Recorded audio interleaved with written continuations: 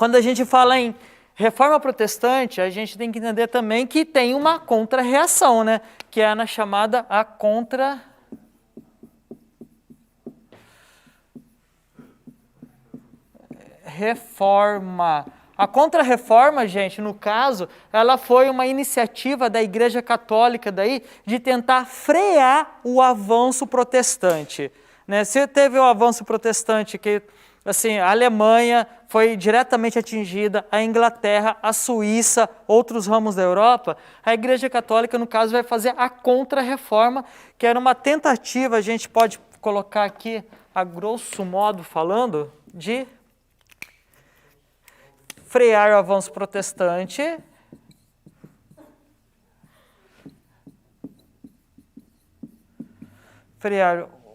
o avanço protestante e também reafirmar a soberania da igreja, tá? E também, então, basicamente era isso daqui, reafirmar a soberania da igreja e frear o avanço protestante. E os mecanismos, né, que a igreja usou, aí a gente vai ver agora. Beleza, pessoal? Então, boa noite, professor Ausch na área, né, como sempre, né? Sempre nas aulas de história. Tá frio, mas não tá tanto, agora 10 graus em Campo Mourão, de acordo com o CIMEPAR, estava vendo lá, e sensação de 9 graus, tá, mas não tá tanto também, né, porque estava pior, né? Ontem, antes de ontem, durante a aula de história, acho que estava 1,7, uma coisa assim, né? Estava desesperador. Mas enfim, gente, nessa contra-reforma, né? Nessa tentativa da igreja de frear o avanço protestante, frear o avanço, não só o avanço protestante, mas frear também os próprios questionamentos que se faziam à igreja, né? O questionamento em relação à venda de indulgências, à venda de relíquias, né, alguns preceitos que a igreja, que alguns membros da igreja, né, eram acusados de não contradizerem sobre a fé que eles praticavam, ou seja, o discurso era um, a prática era outra. Então a igreja ela vai tentar, né, nessa contraofensiva, tentar brecar isso daí.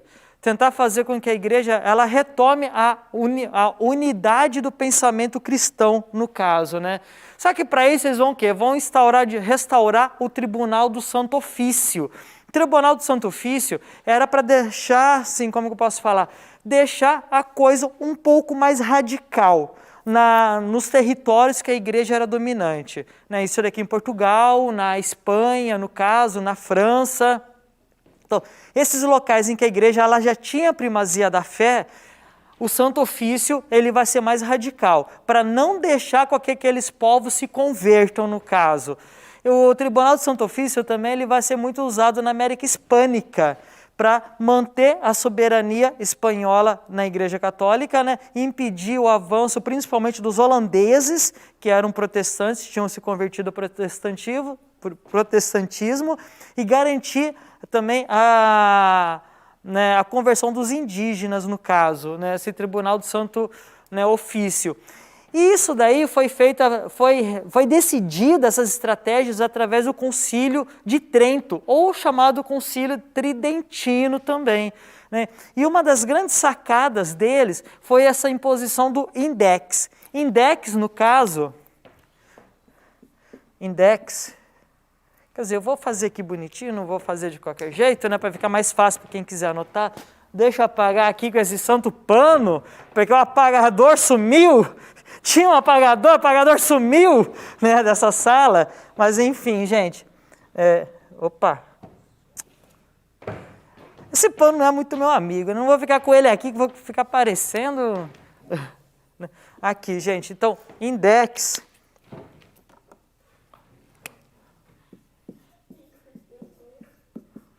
Gente, guardem isso daqui, tá? Index, no caso, era uma lista de livros proibidos.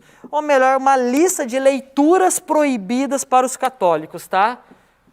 Anotem isso, não esqueçam. Lista de leituras proibidas.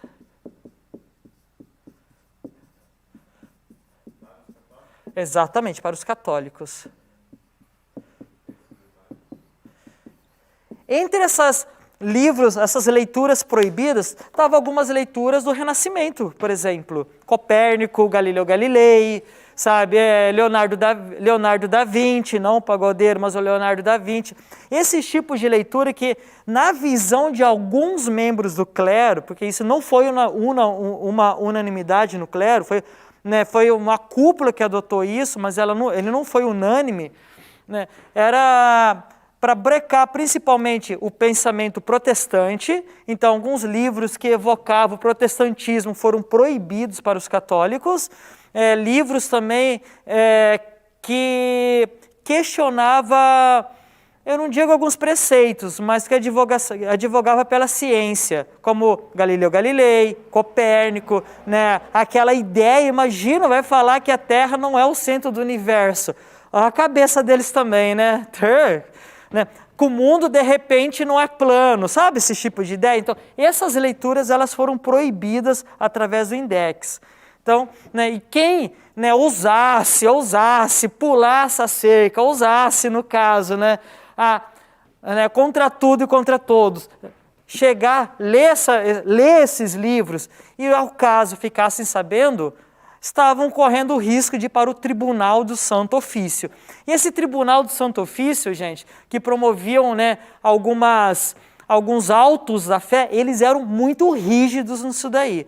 Porque o que estava em questão, né, o que estava em jogo nesse momento, era brecar o avanço protestante e tentar restabelecer o domínio da fé, como estava aqui.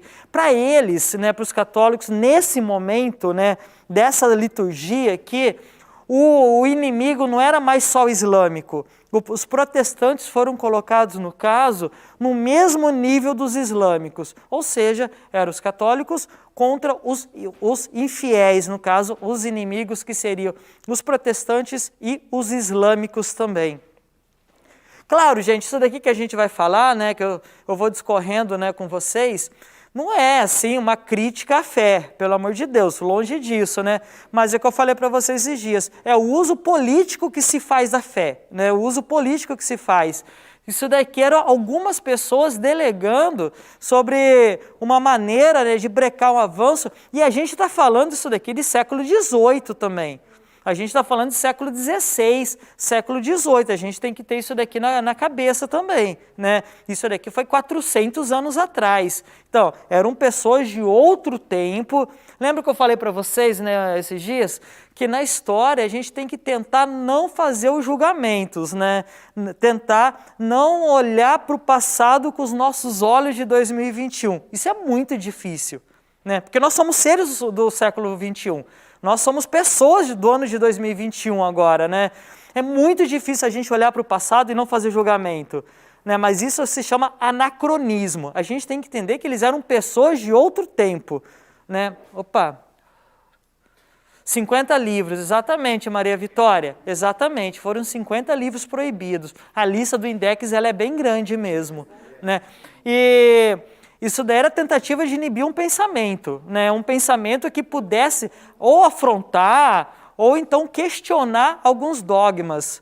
E não só questionar alguns dogmas, a gente pegar Galileu Galilei, a gente pegar Copérnico, Da Vinci, não tem nada a ver com a fé, mas era um pensamento pautado na ciência. Alguns pensamentos pautados na economia também foram proibidos, né, no caso. Então, era tentativa de brecar um pensamento pautado no Renascimento, né, nisso daí, e mais tarde no Iluminismo.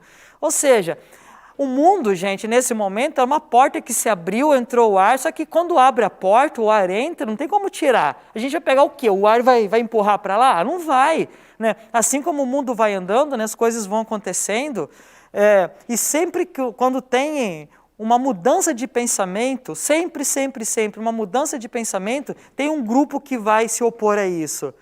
É que aquele negócio, gente, quando nós estamos na zona de conforto, né, a zona de conforto ela é confortável. Quando sai da zona de conforto, entra num mundo estranho, né, isso daí é só, assim, muitas pessoas veem isso com resistência.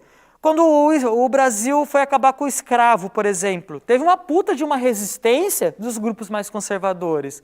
Quando as mulheres, vocês mulheres, né, Nicole, ousaram trabalhar, olha só, quando vocês mulheres ousaram sair de casa sem autorização do marido, olha só que mundo perdido esse, né?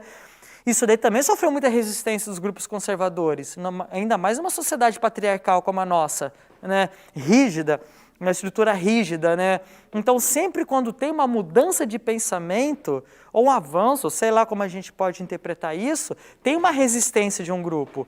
E isso daqui foi um sinal de resistência mesmo, porque o mundo estava mudando, né? Eu não falo nem só pela reforma protestante, que foi um indício de uma mudança, mas o advento da ciência, né, que nós vimos, né? A separação da razão, né, com a fé. Mas isso não significa, gente, que eles eram ateus. A palavra ateísmo nem existia nesse momento ainda, nem se falava disso. Ah, eu sou ateu. Meu, nesse momento, você falar isso daí em público significava que você podia sofrer essas agruras aqui, meu. Porque a tortura, ela era sistemática mesmo. A tortura ela era feita de modo muito cruel com esse momento. Por isso, assim, o pensamento dele ele era todo engendrado, ele era todo envelopado. Você não vai se manifestar. Né? Nesse momento havia até uma frase que era um rei, uma religião. Normalmente um rei de determinado reino, no caso, se ele se convertesse, ou ele fosse católico, ou ele fosse evangélico, protestante, né, no caso, né, não gosto muito de usar a palavra, né, porque era protestante, né, não importa, ou sendo protestante ou sendo católico, normalmente o reino inteiro tinha que se converter também. Aqui ainda a gente não falava em liberdade de culto, né, o reino, como nós vimos lá na Suíça com João Calvino. Né, ele pregou o calvinismo lá, todo mundo teve que se converter. E os que não se convertiam, eles recebiam, né, as pancadas lá da polícia religiosa que tinha. Né, seja católico ou seja protestante, havia as polícias, né, para fiscalizar isso daí. E caso pegasse, gente, a tortura, ela vinha mesmo, né? Eles não tinham essa compaixão, não tinha a humanidade. A pessoa que na visão deles ousasse a desrespeitar as palavras de Deus na visão deles, seja protestante, seja católico, o pecado, né, a tortura, ela era sistemática mesmo, né, nesse momento. Por isso, assim, é difícil a gente não julgar, né? Mas a gente tem que fazer, né, tem que saber que eles são pessoas de 400 anos atrás. Né? Era um outro mundo, era um outro momento, mas eles sentiam dores também, com certeza, e devia ser terrível. Né? Tem vários relatos de alguns escritores, de cronistas da época, que falam do grito das pessoas, quando eram queimadas em praças. Né? Porque era um espetáculo mesmo que eles reuniam todo mundo em volta. A família, imagina, crianças, velhos, para ver um ser humano ser queimado vivo. Né, ser queimado, e eles colocavam, né, nesses altos da fé, quem do fogo está neles, mas normalmente eles colocavam a lenha, né, bastante fogo, a 1 metro da pessoa, não colocava em cima, a 1 metro, que era para a pessoa cozinhar aos poucos e ela sofrer para morrer. Então tinha até esse cuidado, para a morte ser uma morte lenta e dolorosa. Então os gritos ecoavam. Imagina o pavor de uma pessoa, né, disso daí. Então, gente, o passado assim, ele foi muito pesado em relação a isso. Mas eles falam, né, no passado era melhor, né? Tem gente que fala, no passado as pessoas eram mais ingênuas, mais felizes, né? Enfim, né? Quando tem uma tortura em praça pública, eu não sei se esse passado ele era tão mais, né, a paz reinava de um modo geral, né? Mas enfim, gente, então dentro desse sistema da contra-reforma, a igreja também vai fundar a chamada Companhia de Jesus, que eram os padres jesuítas. Eles tinham a missão, os padres jesuítas, de andar pelo mundo e converter converter o maior número de pessoas possíveis. No caso, eles vieram para as Américas, por exemplo, para converter os índios, fizeram as missões jesuíticas, aqui, né, na região tem aqui no Paraná alguns, Santa Catarina, no Rio Grande do Sul tem, né, então essas missões era uma das táticas da Contra-Reforma, né, para converter e tentar, né, aumentar o número de fiéis. E nesse momento também, eles criaram um movimento artístico chamado Barroco. Ouviram falar? O Barroco? E também ele é da Contra-Reforma, o Barroco.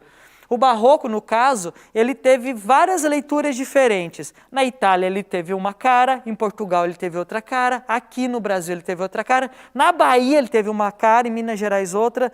O Barroco ele foi tão assim sensacional mesmo, porque ele conseguia ler a cultura local e era um movimento que se adaptava à cultura local. Ou seja, era uma forma de falar com o povo, de chegar, uma forma intimista mesmo, né? Dentro do Barroco teve uma resignificação das missas até, porque até então as missas eram rezadas com o padre de costa para as pessoas e de frente para o altar. Esse era o normal. A partir desse momento do Barroco, os padres passaram a rezar a missa de frente para as pessoas e não falando mais em latim, falando o idioma das pessoas mesmo. Seja português, espanhol, não importa, né? Inglês também, falando o idioma das pessoas. Isso daí para se aproximar mais. Também nesse movimento também, as Bíblias passaram a ser escritas nos idiomas vulgares. Como idioma vulgar? Porque o idioma sacro era o latim, o vulgar era todos esses que a gente fala, né? É a palavra vulgar que a gente usa, né? Então, o espanhol, o inglês, né, o português, no caso, são os idiomas vulgares. E a partir desse momento também, nessa Contra-Reforma, a Bíblia ela pode ser escrita nos idiomas vulgares e ela pode ser agora apossada, pode ser lida por qualquer pessoa e não apenas por alguém do clero. Ou seja, percebam, né, que isso daqui é a igreja tentando se aproximar mesmo das pessoas, né? Criando um ar mais intimista. As missas, as igrejas, elas se tornam menores com isso daqui, né? As igrejas, além de se tornar menores, diferente das catedrais góticas, que eram imensas, né? As catedrais góticas com aquelas agulhas, a cúpula grande, as igrejas desse movimento barroco, elas são bem menores mesmo, né? E o padre, ele está rezando agora de frente para as pessoas, então fica mais próximo mesmo, né? Isso daqui. As igrejas com uma decoração diferente também, um ambiente intimista mesmo, como um pequeno teatro, né? É muito diferente. Eu lembro quando eu trabalhava com teatro, né? Eu trabalhei 12 anos, né, com teatro, dança contemporânea. Eu fazia, assim, por 12 anos, eu fazia uma média de 90 a 100 apresentações por ano, né? Eu ficava em São Paulo, cartaz de quarta a domingo, né? Ia para o Rio de Janeiro, ficava 3 meses em cartaz de quinta a domingo. Ia para a Europa, rodava lá. Então, minha vida foi assim por 12 anos. E eu adorava dançar, apresentar em teatro pequeno. Gostava mesmo, porque a gente fica perto, né? A gente escuta até os cochichos da plateia, claro, os momentos de silêncio, né? Mas esse ambiente intimista, ele é mais próximo, ele aproxima mesmo, né? Ou o artista do público, ou o padre mesmo das pessoas mesmo, né? E que faz até ajuda também com que as pessoas se conheçam. Olha as igrejas menores do interior ou dos bairros, né? Normalmente as pessoas se conhecem, né? Eu lembro que a minha mãe, ela frequentava bastante, né? E conhecia todo mundo, né, daquele meio. Agora você vai numa igreja maior, que nem a Catedral de Campo Mourão, Catedral de Maringá, Cascavel, Londrina, né, que tem gente vendo desses lugares também, as pessoas já não conhecem tanto, não se conhecem. Então, a ideia disso daqui era criar uma sensação de acolhimento e proximidade mesmo. Entre a igreja e a tua casa, aqui você é bem-vindo, aqui você é acolhido, sabe? E foi um movimento de sucesso, né? Dá para falar que foi, porque essas igrejas barrocas, elas se espalharam, elas se pulverizaram. Olha Ouro Preto, né? Olha essas cidades históricas de Minas, como tem bastante, né, dessas igrejas, né? Igrejas pequenas que sejam confortáveis mesmo. Então, gente, esse movimento da Contra-Reforma, dá para falar que ela vai fazer uma contraposição ao movimento gótico. O movimento gótico ele é de opulência, ele é grande, é tudo muito, assim, é tudo muito elefante branco quase. Né? Você vai em uma catedral gótica, igual a de Barcelona, lá da Sagrada Família, aquele negócio é gigantesco. Então, a ideia deles era realmente criar um movimento mais intimista, com igrejas menores, acolhedoras, pequenas. Né? Então, essa era uma das faces da Contra-Reforma.